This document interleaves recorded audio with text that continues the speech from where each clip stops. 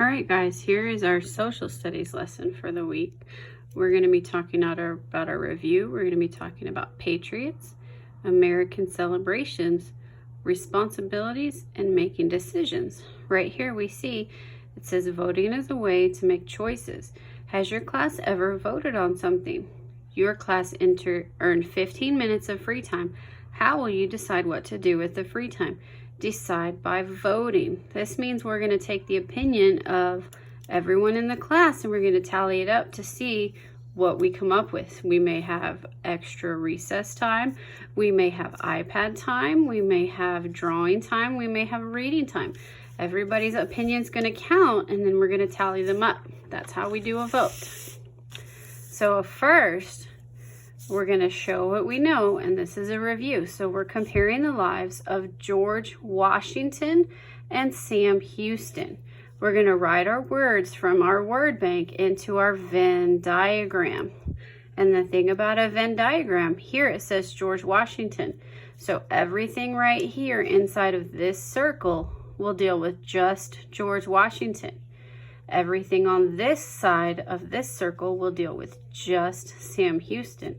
Everything in the middle is going to be both George Washington and Sam Houston. So our first answer is led an army.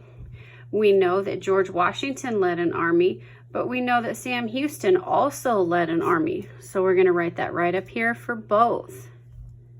Led an army. So we can cross that out.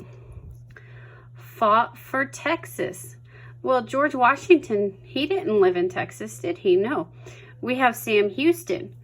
He lived in Texas, so we know that he fought for Texas, and so we would put that on just the Sam Houston side. So we'll write it over here. Fought for Texas. Remember, we have to capitalize Texas. And we can cross this out.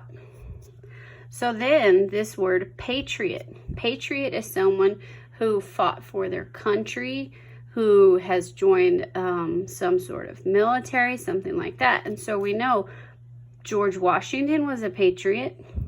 But don't we know that Sam Houston was also a patriot? He fought for Texas, and in turn, he was fighting for his country. So we can put patriot here for both. Then we'll cross out patriot. So fought for America. So who fought for America? George Washington, Sam Houston. We know Sam Houston mainly fought in the state of Texas. So George Washington is our one who fought for America. So we're going to write that over here. Fought for, and we got to capitalize America.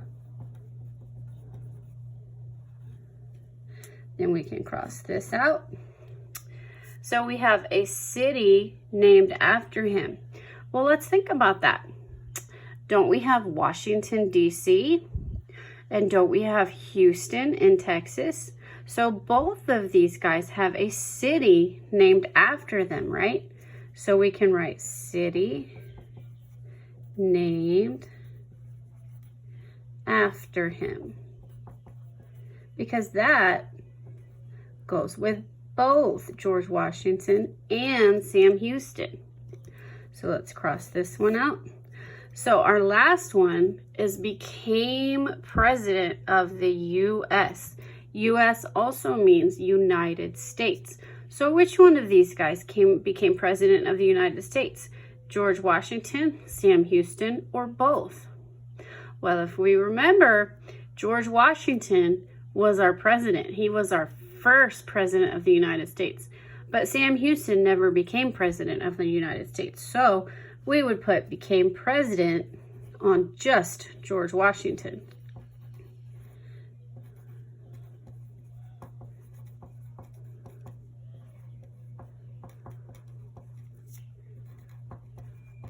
And there we go. So that's our Venn diagram filled out, right? That's very good. So remember, when we talk about our Venn diagram, our first it's almost like a semicircle, deals with just the person here, and that in this case is George Washington.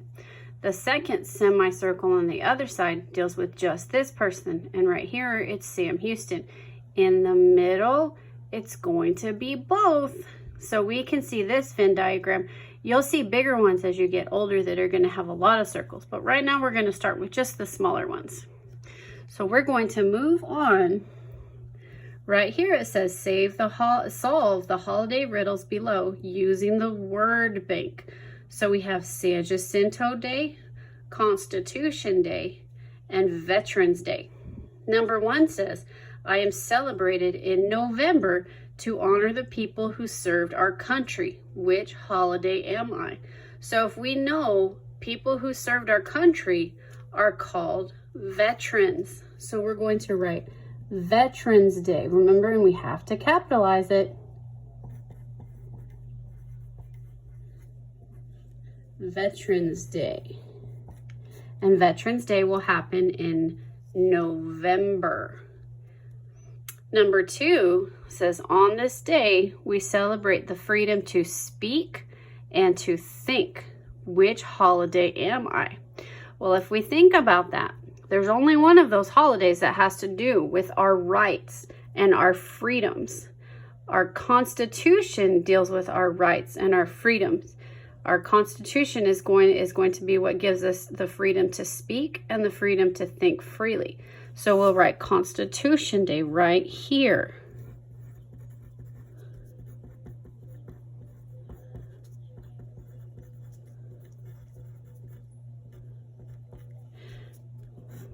So then that tells us we know what number 3 is, but we're still going to read it.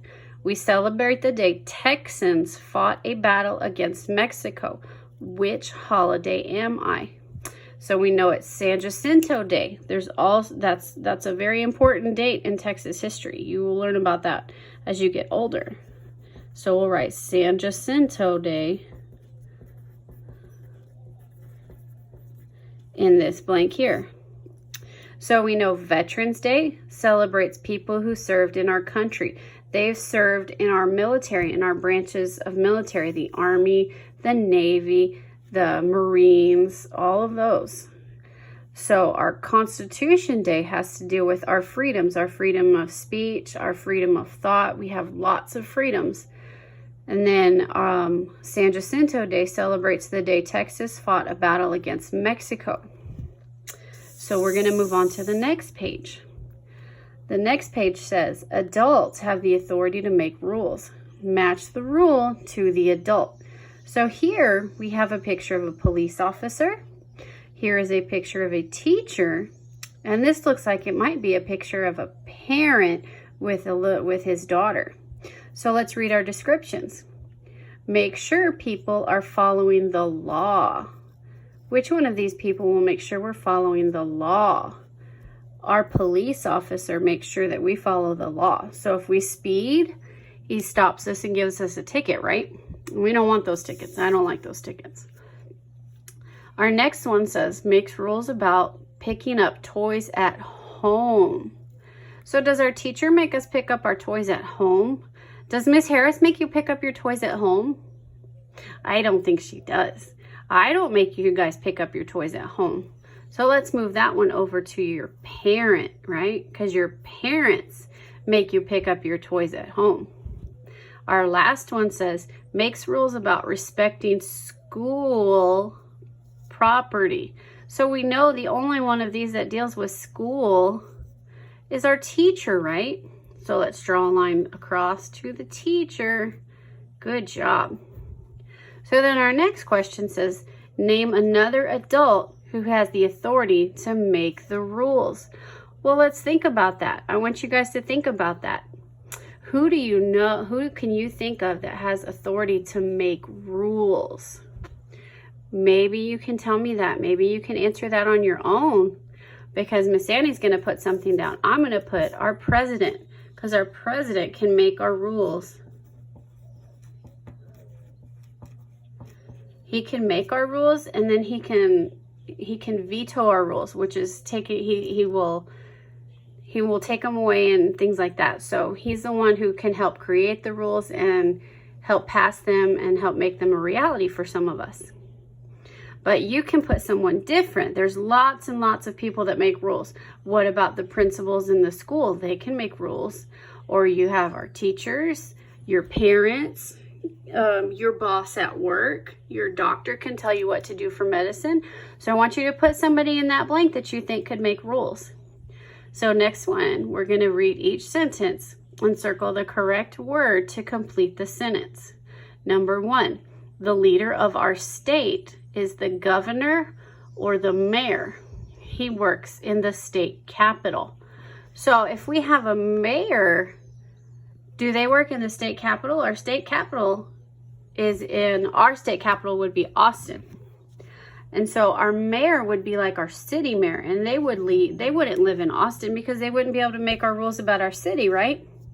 So our governor makes rules. He's the leader of our state. Right now, our governor is Governor Abbott, and he works in the state capital. So number 2 says the police department. The police department of a city is the responsibility of the president or the mayor. Now remember, our president is the leader of our entire country. So is he in charge of our tiny little police department? Or would that be our mayor? Remember, our mayor would live in our town, not in our capital. So our mayor would be responsible for our police department, right?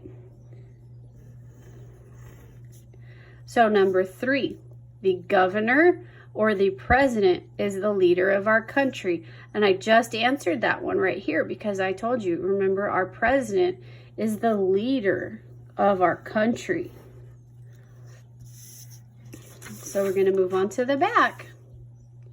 So we're going to how do you make a decision? We're going to put these steps in order in the boxes from 1 to 6. So we have, I'm going to put my pencil down here. We have make a decision and try it out. Think about the choices. Think about the decision. Predict what might happen. Think about what happened and gather information about the decision. So our first step for this, we're going to have to think about our different choices we have. Remember, we'll have 1 choice or 2 choices that we're going to have to make. Then our second step, once we've thought about our choices, we're going to have to think about our decision, right? So we're going to have to think about our choices and how our choices are going to affect our decision. So that's our second one. Then we have our third one. We're going to have to gather information. So that means we're going to have to be gathering our information about the decision we're going to make. So that would be number 3. Number 4, we're going to predict what might happen. And when we predict something, we're just going to think of what the outcome might possibly be. Then we're going to do our 5th one, make a decision and try it out. So when we try something out, we're going to see if that prediction becomes right. And then our final one, think about what happened.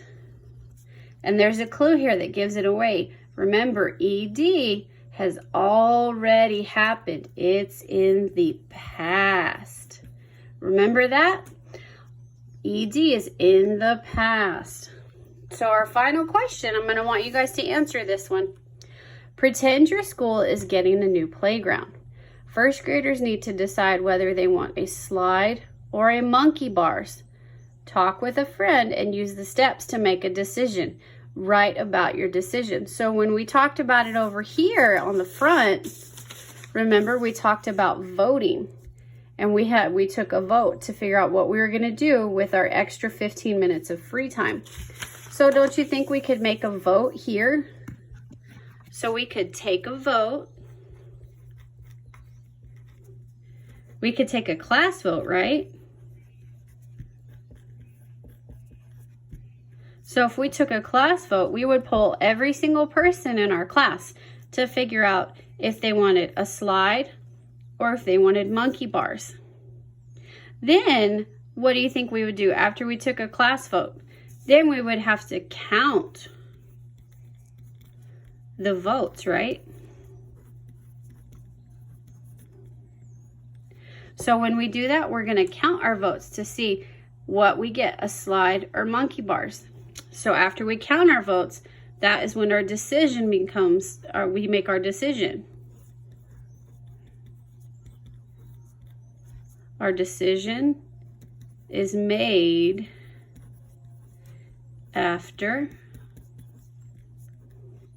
we count our votes.